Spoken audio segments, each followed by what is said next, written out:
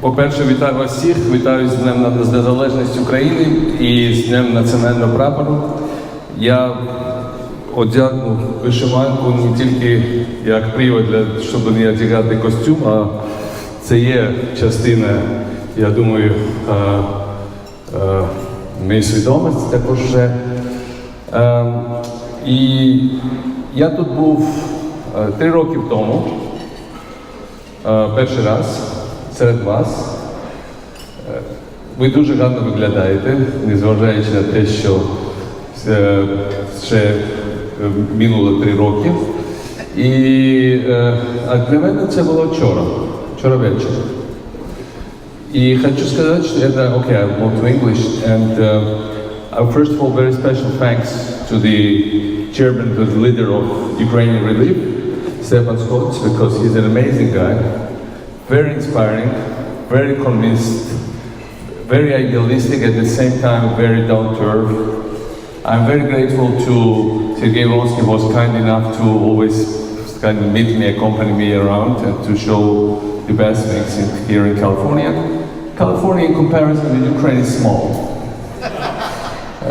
If you look at the figures, but it's just as diverse as Ukraine. And you know, if you look even more closely, there are lots of common things. Today I was going to Napa Valley, and I can tell you, in Ukraine, and I was filming it to show to the Ukrainians that it's doable. Because like a few decades ago, around the time when Ukraine just was becoming independent, Napa was not really something that, what it looks like today, not even close to that, right? You can create something from the scratch and make it special, and make it world brand. And Ukraine has to learn, because Ukraine is an amazing new nation. Despite very rich history, it is a new nation. It is the last melting pot on the map of Europe. There are no more melting pots left in Europe. Ukraine is special. I know it from my own experience. Ukraine is a country in great danger, but at the same time it's a country of amazing opportunity. Ukraine and the enemies of Ukraine would like it to disappear, and it always, judging from the history, it happened, and sometimes it happened for very protracted periods of time. But I think this is not time for Ukraine to disappear anymore. Ukraine is here to stay. And Ukraine is here to stay not just as one of the kind of countries.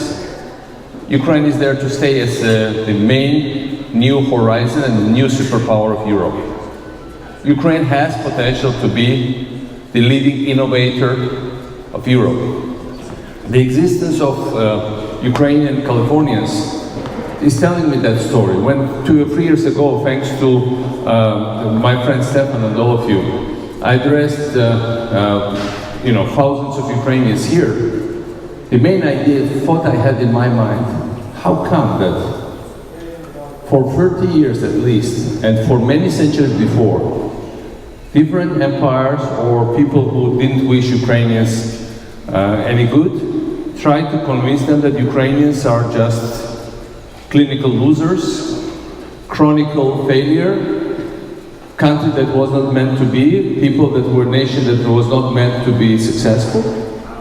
And how come that people from that nation come to the most competitive economy in the world, which is California, and become here so competitive and so successful?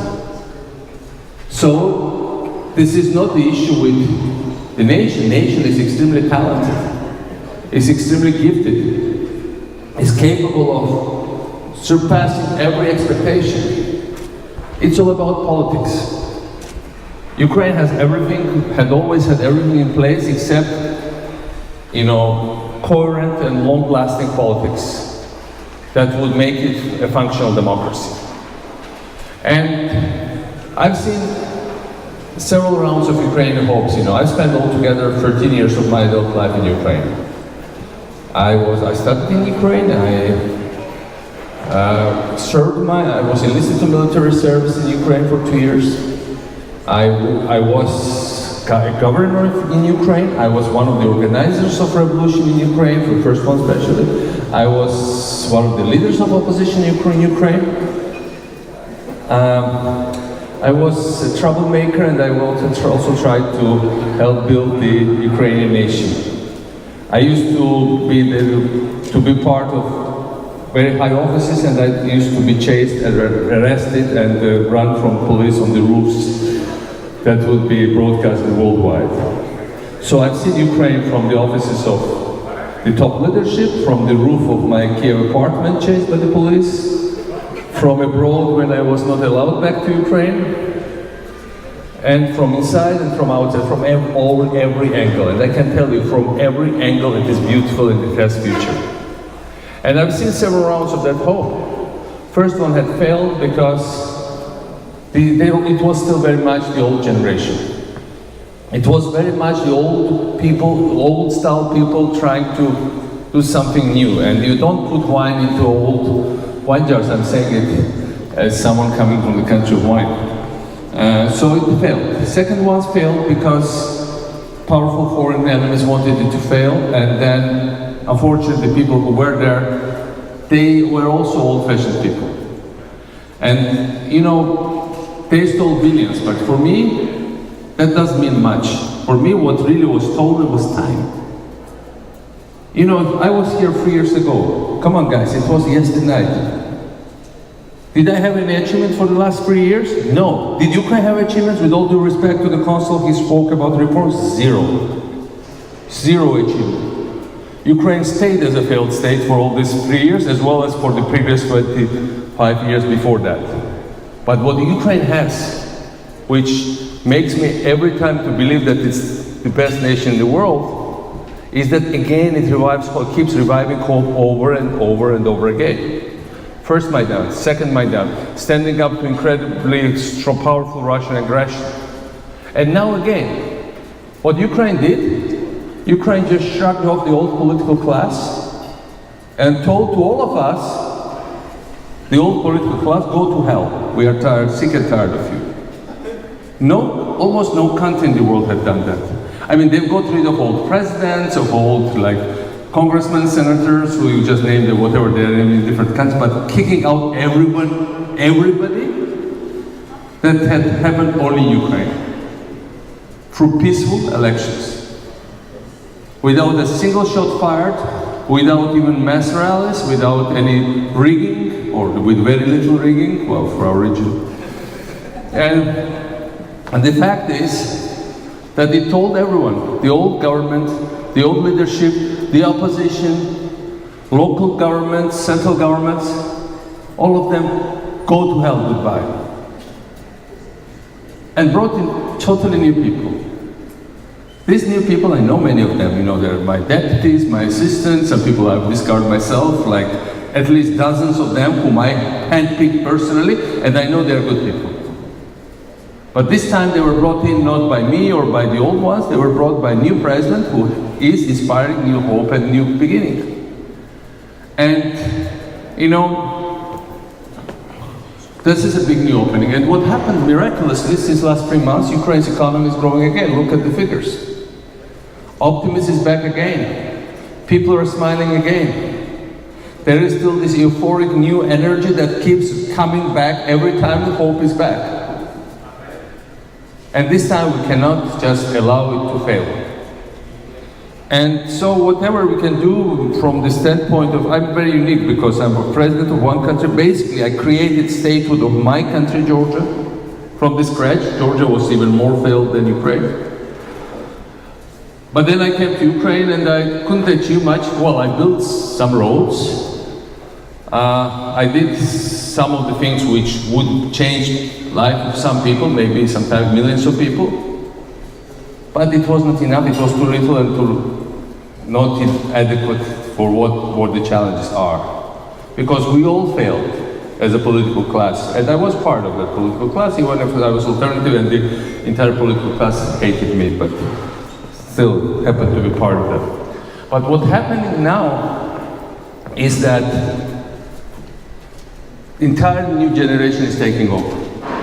And they deserve this second chance, and they deserve this new hope. And I believe that, and Ukraine is all about certain myths of the past, that's true, and usually myths are those that disunite people.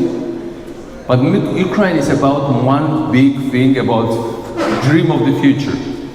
And Ukrainian dream certainly exists. And it's something that unites people of all different ethnic groups. I have tremendous respect for Ukrainian language, statehood, state symbols, national identity, etc. But on the other hand, Ukraine is a country where people speak many different languages. You know, I happen to live in the city of Odessa now. And I have tremendous trust in the city of Odessa. Why? Because this is the only place, think about it, in Europe that looks like the United States. And what I mean by that, this is the only place in Europe, the only one big city in Europe, in the entire European continent, with more than 1 million people living there, which never experienced medieval relations or feudalism, for a simple reason that it was basically founded in the 19th century when feudalism was born. It was a capitalist free market city from day one. It was a melting pot from day one. Even today it has 165 ethnic groups living there. It was a city of free people with free spirit, open enterprise, capitalist relations from day one. No other city in the west or east of Europe can match this. And when I look at Odessa, I just say, wait a minute. This city of all the different languages, all different ethnic groups, that produce amazing number of world great figures in music, in literature, in business, everywhere. This city cannot not be successful, very successful. And if this city is successful, the entire Ukraine will be successful. Because it can be done, I've seen it in how it can be done in Georgia, it's an example of Batumi, from like hopeless place, turning into, I turned a very hopeless, small, basically dilapidated town into Europe's #1 touristic destination. It overtook Barcelona, Paris, Rome, everybody else in terms of tourist growth and dynamics. Small city of Batumi, of which, well, I mean, in America very few people know, in Europe they know it, but before nobody had ever heard about it. About Odessa everybody had heard, but nobody had used this opportunity. It's not only Odessa, look at Chernovtsi. Amazing city, the absolute jewel on the European map. Lviv, or indeed here, which is amazing cosmopolitan city of so many layers of culture. Recently I had a speech at the St. Sophia Cathedral, which is 9th and 11th century mostly, and you, well, 10th, 11th. And you look at it and you see how many layers of absolutely unique European culture lays there and state tradition. If only Ukraine could use 10% of it for constructive purposes. And you know, Tripolitan civilization, all the other layers that are there, and this multi-ethnic and multicultural background that is there, Ukraine knows how to embrace, how to accept. Where else would you get president of one country becoming, you know, well, arguably one of the most notable leading politicians of last decade in another country. Well, I'm speaking this time very modestly about myself, but that's true. So, you know, I'm not running for California Assembly, don't worry.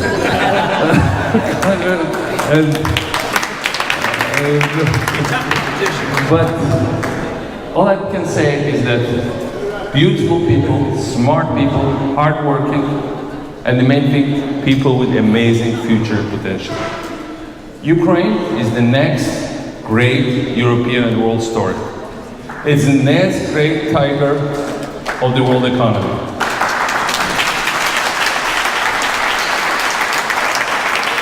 It's the great laboratory of transformation and change. And I think this new president that is there, deserves his chance, and he needs to be taken very, very seriously. Because anybody who will try to turn this into a joke, well, this is as serious as you can get. Because this is a symbol of new generation, new opening, new potential, and something that is going to give its results. So, again, congratulations on Independence Day. We are all looking forward to creation of real, modern, dynamic Ukrainian state. Я думаю, що все це відбудеться дуже скоро, дуже швидко. Цьому немає ніякої альтернативи. Люди чекали цього занадто довго. І от цього разу у нас все вийде. Не може бути інакше. Так що мої привітання з Днем Незалежності. Успіхів кожному з вас. Дякую ще раз Ukrainian Relief і слава Україні!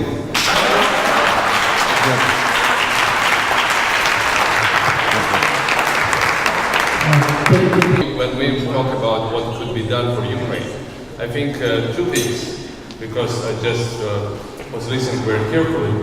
I think the community should think about two things. First of all, teaching English to the Ukrainians in Ukraine. You know, in Georgia, I organized a program where we got up to 3,000 Americans every year to teach at every Georgian school, at high school, English to the kids. As a result, Georgians are like, let's say, 5 times more English speakers than Ukrainians. And it only happened in 5 years now. There is a huge Ukrainian community here. If it could be organized, and it's not expensive at all. It's basically young people mostly, or retired people who want to make a difference and help. And this needs to be implemented, and this can be done within like several months. And it's very important for Ukrainians and Ukrainians. That's the first thing. And second thing, I saw a charter school today when I was coming here today. And the education system is a big problem, as we know, in Ukraine. And I know the charter school is also a big object of discussion here in the United States, and it's controversial. But believe me, in Ukraine, that's the only thing that can work. And what we need to is to import that system so that the money is not stolen by heartless bureaucrats who just make money on it, steal it from corrupt local officials from schools, but give it back to the community. So for me, just for those people who don't come to breakfast tomorrow, instead of everybody wants to wake up Saturday morning to see some retired old president. But two things takeaways from tonight. Things could be changed, and the difference that Ukrainian Relief makes will help assist, and now it should be transformed into something else. Making a difference for quality. And let's do it together. Thank you.